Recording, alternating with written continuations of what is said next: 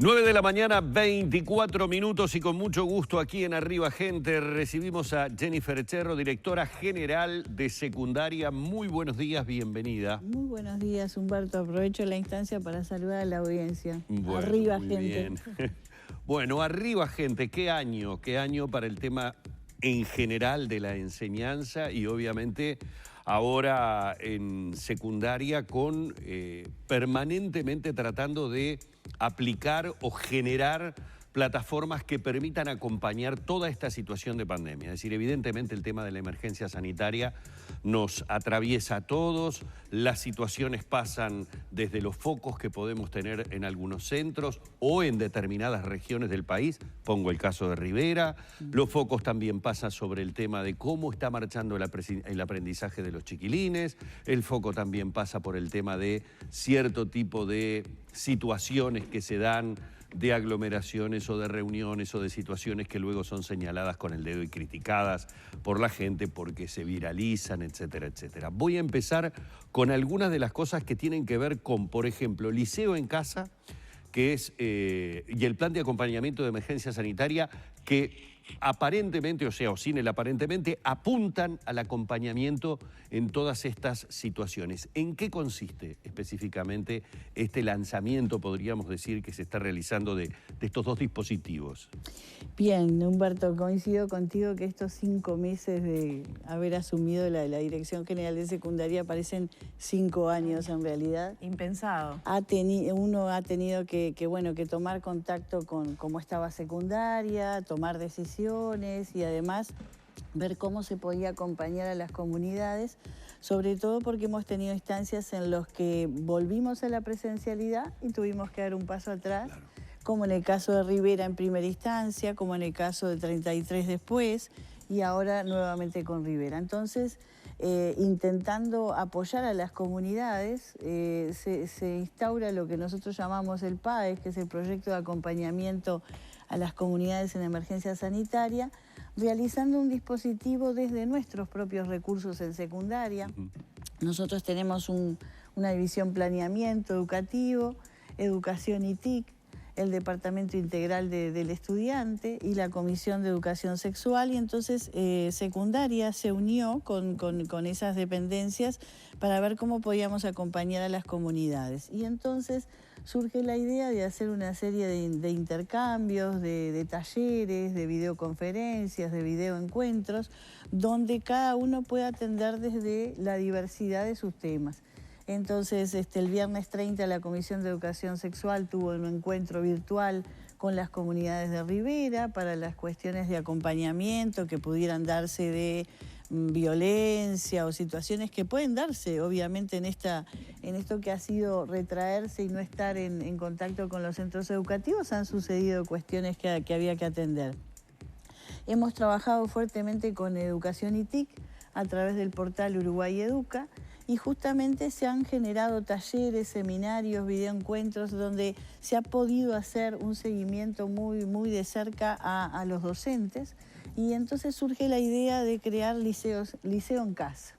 Es decir, un dispositivo que trata de tener materiales, un repositorio que vaya hacia públicos objetivos tales como los docentes y como los alumnos también. Entonces, en ese proceso, nosotros después vimos la necesidad de ir no solamente generando el recurso, sino invitando a las comunidades a que lo conocieran más. Por eso, además, dentro de ese marco hicimos algo que denominamos Sacate las Dudas, y entonces generamos encuentros y videoconferencias con alumnos, con docentes, para que vieran qué hay allí en Liceo en Casa y qué podía ser de interés. ¿Y están participando? ¿Qué respuesta han visto? Sí, la respuesta ha sido francamente positiva. No solamente se trabajó con Educación y TIC, sino con el Departamento Integral del Estudiante. Hicimos una serie de videoencuentros poniendo de lunes a viernes de la semana pasada siempre una instancia de encuentro, en la mañana y en la tarde, para poder facilitar la participación de la gente. Cuando no podés de mañana, te conectas de tarde. Y sí se ha sido muy receptivo. Ha participado fuertemente el Departamento de Comunicación Social de secundaria y se ha visto que... ¿Revincular a quienes de alguna manera habían perdido contacto con secundaria, con su centro educativo? Lo que se intenta es justamente dar un poco respuesta a la incertidumbre que genera este escenario, ¿no? Pero nosotros hemos tenido en este proceso de 5 meses, yo asumí el 6 de mayo, instancias en las que vimos que había alumnos que se comunicaban con el centro educativo a través de la virtualidad y también las familias acudían al liceo, gente que solamente acudía a la virtualidad o de repente alumnos que estaban desvinculados. Desde ese lugar se trabajó fuertemente y la verdad es que uno tiene que agradecer muchísimo a las comunidades educativas de todo el país, a los equipos directivos, a todos los actores institucionales, porque si uno empieza a nombrar los perfiles o demás, puede dejar a alguien afuera. Pero todos han colaborado, sobre todo los profesores adscriptos, para revincular a aquel alumno que ha estado un poco más rezagado. Claro. Directora, haciendo un repaso y poniendo datos sobre la actualidad, ¿cuántos centros hoy hay afectados por casos de COVID, ya sea de alumnos o de docentes o auxiliares, o sospechas que afectan lo que es el desempeño normal de las clases? Nosotros tenemos 305 liceos en el país. La semana pasada teníamos un caso en el liceo 18 y otro en el liceo 55. Eso a nivel de liceos públicos. Por supuesto que tenemos los liceos de Rivera preventivamente cerrados por el aumento de casos que se había dado. En estos últimos días lo que se ha dado también es casos en los liceos privados, como en el caso de Clara Jackson, del Crandon.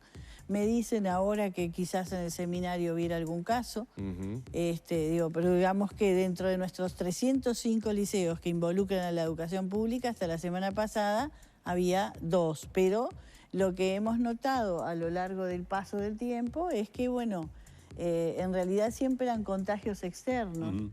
Ahora tenemos algún caso de alumnos, pero tampoco, digamos, como en los liceos públicos se respeta bastante el protocolo, por suerte hemos podido accionar siempre a tiempo. Es decir, secundaria toma conocimiento de la situación, enseguida mandamos una desinfección al centro, un proceso de limpieza, se cierra y al otro día se comienza la actividad. Y a propósito de esto, le quería preguntar por algo que generó muchísima repercusión a partir de lo que fue la viralización en redes sociales sobre los festejos de graduación de chicos del Colegio Santa Rita.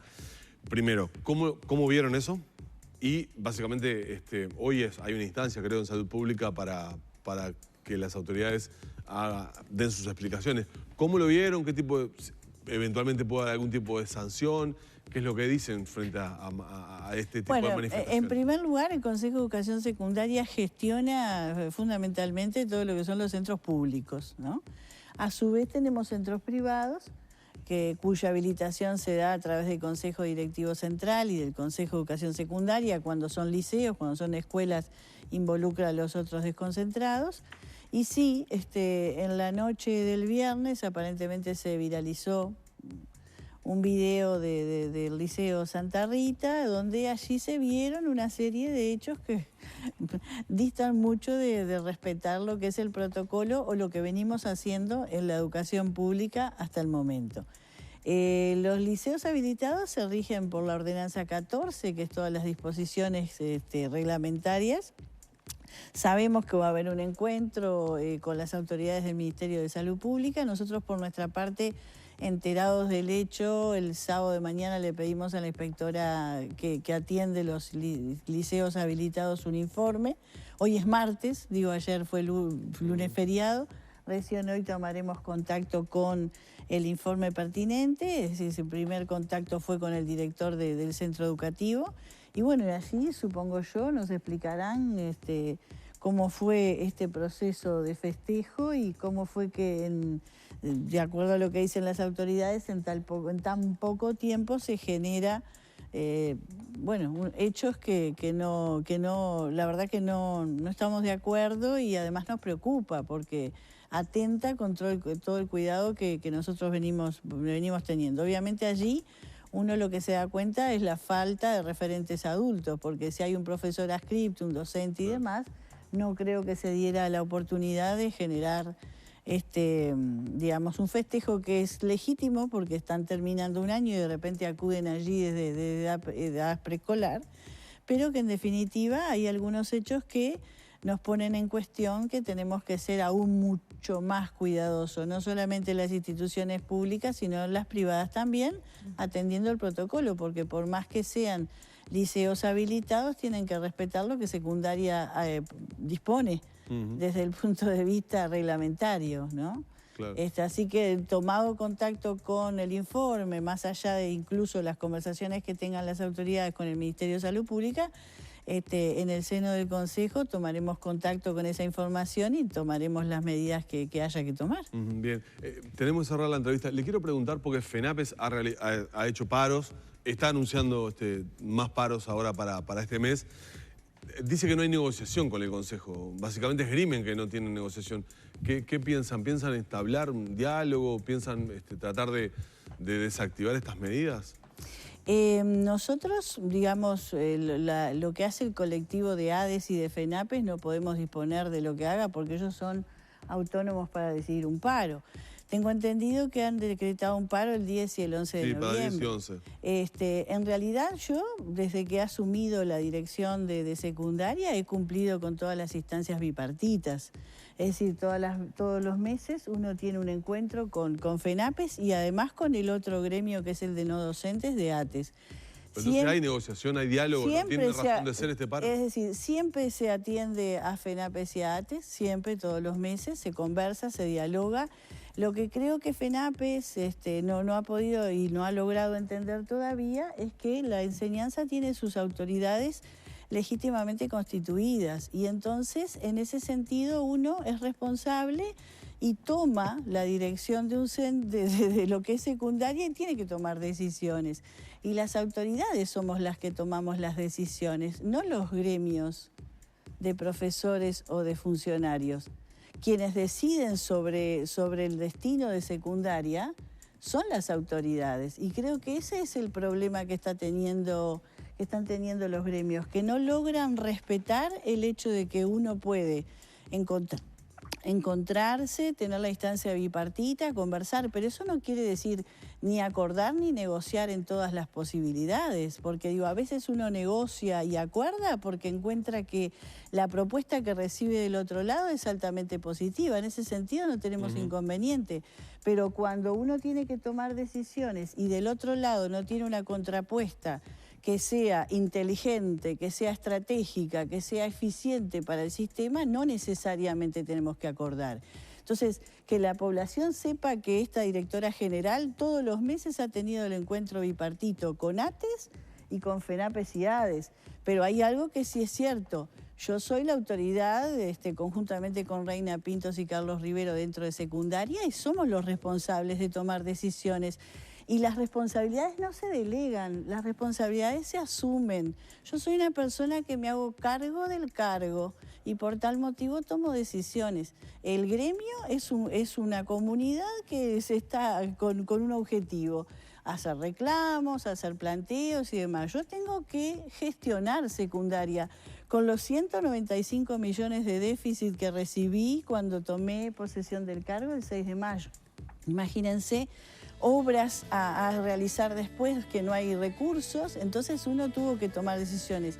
No es que uno no quiera negociar, es que uno es la autoridad y uno tiene que decidir. Esas cosas sí que no se negocian. Digo, si lo que el gremio hacía con la administración anterior era mandar ellos y que la administración les dijera amén, es una historia. Yo en este momento dirijo secundaria y voy a buscar siempre lo mejor para la educación pública porque soy una profesional de la educación y voy a buscar lo mejor para los hijos de los trabajadores. Y cuando quiero calidad, también quiero que haya calidad en docentes, porque la calidad de la educación está en que tengamos también docentes de calidad. En ese sentido no he visto del sindicato ninguna propuesta que apunte a eso. Sin embargo, secundaria, con esta propuesta del PAES, con Liceo en Casa, con Sacate las Dudas, con todos los cursos que venimos haciendo con los contenidistas del portal Uruguay Educa. Estamos trabajando cerca del IPES para que haya cursos que tengan créditos, que sirvan para la actualización docente y la formación docente. Eso es lo que nos preocupa a nosotros, cómo hacer con lo que nos dejaron lo mejor para el destino de la educación pública. Pero digo, negociar podemos negociar, siempre que haya propuestas atractivas, interesantes y sobre todo que sumen a la educación pública. Mientras no las haya, secundaria seguirá tomando sus decisiones. Pero vuelvo a decir, yo me hago cargo del cargo. Y entonces la que decide sobre los destinos de secundaria es esta directora general y sus compañeros, la consejera Reina Pintos y Carlos Rivero. Creo que la autoridad en ese sentido no se delega. Por lo pronto, de mi parte, no está previsto eso. Yo me hago cargo del cargo. Gracias. Muchas gracias. No es nada, por favor.